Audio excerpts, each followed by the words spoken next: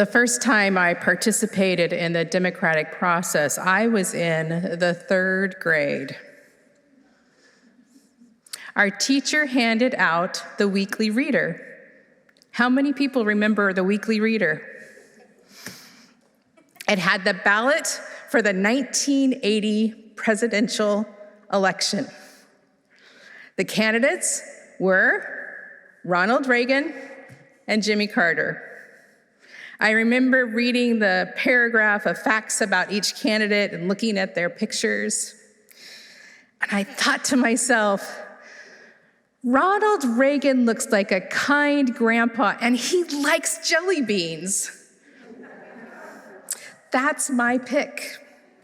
I proudly marked the box and handed it in. The teacher tallied the vote, and Reagan was the clear winner.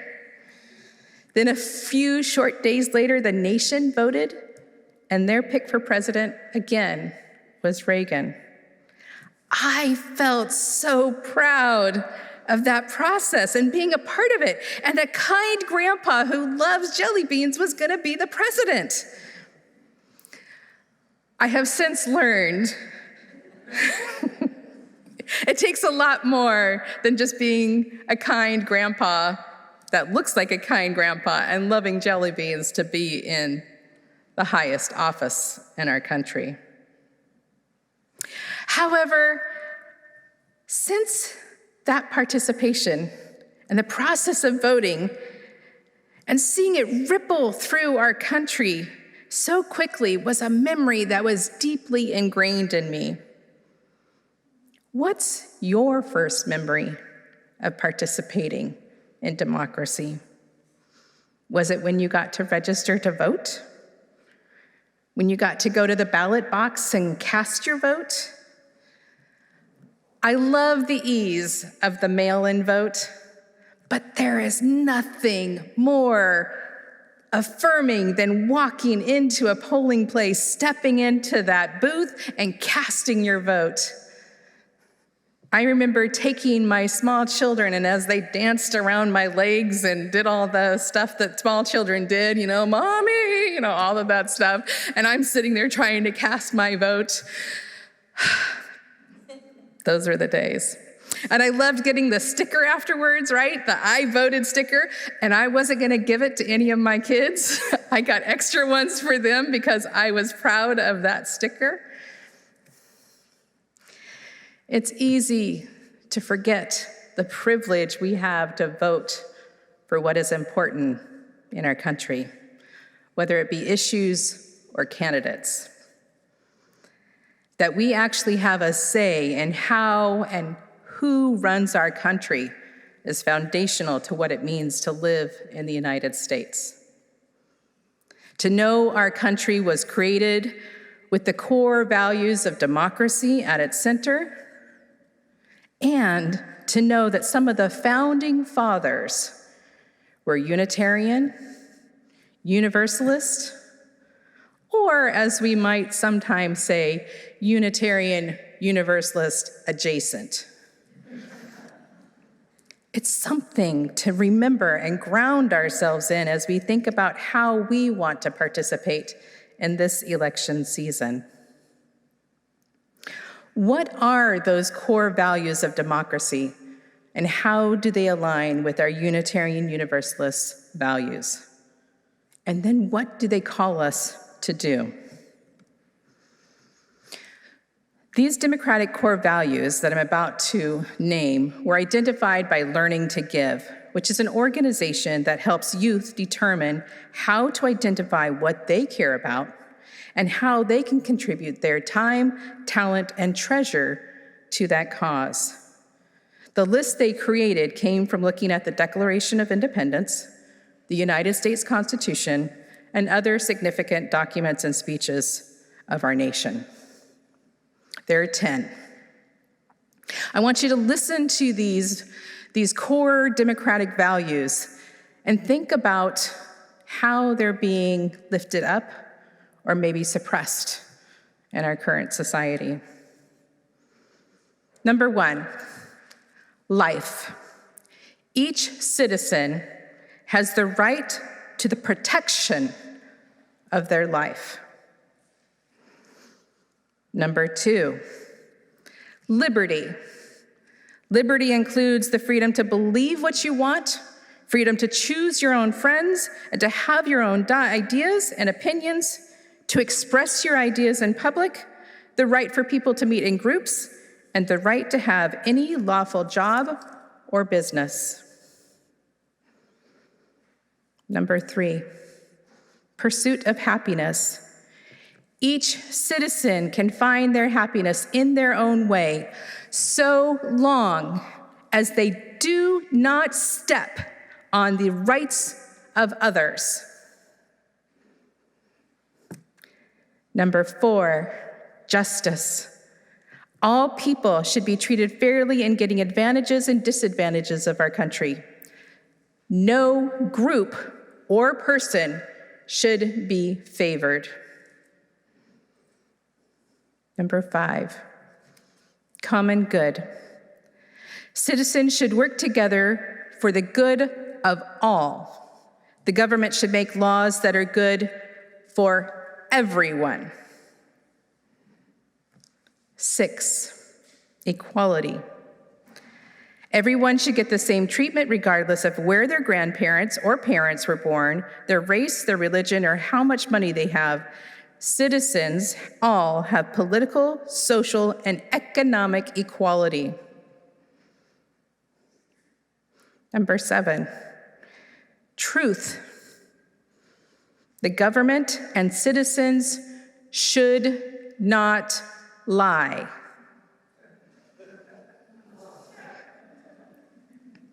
Number 8, diversity. Differences in language, dress, food, where parents or grandparents were born, race, and religion are not only allowed, but accepted as important. Number 9, popular sovereignty. The power of the government comes from the people, not from a person. And number 10, patriotism.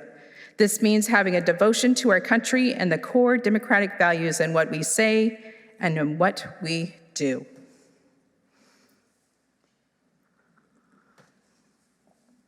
I don't know about you, but it seems many of these are not at the core of what we see happening in our society today. We have laws to ban trans people and the care that they need, to limit the decisions of women about their bodies, to limit the books that we're even able to read, that our children and youth have access to, and laws to even threaten the very right to vote. We know fear and intimidation are happening all over this country, challenging the very right of protection of people's lives. And we definitely have heard the lies that have caused those threats to manifest. When we look at our Unitarian Universalist values centered in love, of interdependence, pluralism, justice, transformation, equity, and generosity, we can see easily how they align with those core values of democracy, as well as how they expand them. This is where the efforts of the UU The Vote are grounded. I was fascinated when I heard from the former UUA president, Susan Frederick Gray, when she first launched the UU The Vote initiative. She made a bold statement saying they were going to reach 1 million people that year. Those who signed on to the effort took a big gulp of apprehension when the declaration was made, because she didn't consult anybody else. She just made this declaration. We're going to reach 1 million people in this year. Then at the end of that year, they actually reached 3 million people. They did it through postcards, phone banks, text messages, and so much more. Remember, this was in 2020 in the midst of the COVID pandemic. And then in 2022, the midterm elections, UU The Vote launched the next set of action steps. This time, UUs were not only writing letters, making phone calls, and texting, but they were knocking on doors, giving people rides to the polls, monitoring the polls, In Arizona, there was a UU band called Benji's Band that showed up at the polls and played while people waited in long lines. There was a 10% increase in participation at that poll. Then when it got late and there was a mom with her kids waiting, you know, the mom thing, UU volunteers got pizza for her kids so they were able to be fed and taken care of so she could be able to stay in that line and cast her vote. In this election season, we need to show up just as boldly because even more is at stake. So how do we do this? Some of you are already doing this by writing those letters and helping pay for the postage. Thank you for your offering today. If you're willing to be called on if we need more funds for stamps, then please let Cal know after the service or let me know, because I'm sure we'll probably need more money for stamps, especially if we're trying to get to 10,000 letters. Some have signed up to go canvass in Arizona and remind people to vote, as well as get people registered to vote if they haven't already. To support this effort, be sure to attend the church auction garden party, where the fund in need will go towards helping people get to Arizona. And you can make donations to that even before then, so you don't have to actually be at the auction, although we want you to be at the auction. If you go to uuthevote.org, you can sign up for a phone bank, make phone calls to people. There's one every week until the week of the election. You can pick which one works best for you. If you want to stretch yourself a little bit more, you can become a poll worker and help people actually come to the polls and not have a judgmental presence when they cast their vote. And you can find out how to do that at uuthevote.org as well. Make sure you vote and educate yourself about issues and candidates and who you're voting for. In doing research for this sermon, I came across a challenge that several faith traditions have for their congregations. These weren't UU congregations, by the way. They were challenging their congregations to be a 100% voting congregation. I wonder if we can make that pledge. Can we do that? Can 100% of us go out and vote and participate? I ask you to use your wisdom and reason in making sure when you see stories on social media or in other spaces that you check the sources before you share it or promote it. We need to make sure we are elevating the truth and using our critical thinking. It is easy to get caught up in stories that promote a dramatic response, and they are also dangerous, as we've seen play out in Ohio in this past week. We need to be in the place, as Michelle Obama said recently at the Democratic National Convention, to conquer the demons of fear, division, and hate. We are called through our UU values to do this and more. Most importantly, we have covenanted to build and sustain fully inclusive communities. I think late Congressman John Lewis summed it up the best when he said, "We may have come here on different ships, but we are all in the same boat now. So it doesn't matter if we're Black or white, Latinos, Asian Americans, or Native American, gay or straight, we are one people, we are one family, and we all live in the same house."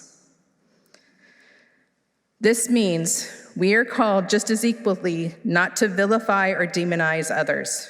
We are called to step into relationships, to find common good, and to see the humanity in each other, even when we disagree. Oprah Winfrey, in her DNC convention speech, reminds us we are called to do hard work and heart work. Instead of finding ways to build a metaphorical fence, we need to find ways to connect and set politics aside. Because one thing I know, no matter what happens on election day, we still have to live together the next day, the next weeks, the next months, and the next years. And we still have to live into the core values of democracy and our UU values. Until we figure out how to be what Michelle Obama calls the antidote to fear and division, we will continue to have work to do within ourselves and within our communities. And we can do that if we honor the power we have collectively, stretch ourselves in our actions, be present in our values, make a deep commitment to one another and our neighbors, and elevate the truth. Please elevate the truth. Most importantly, as we know from a deep-rooted sense of being a part of this community, we don't have to do it alone. So I have one question for you. What is the invitation you hear to show up boldly, rooted in your Unitarian Universalist values, to participate in the democratic process? Amen.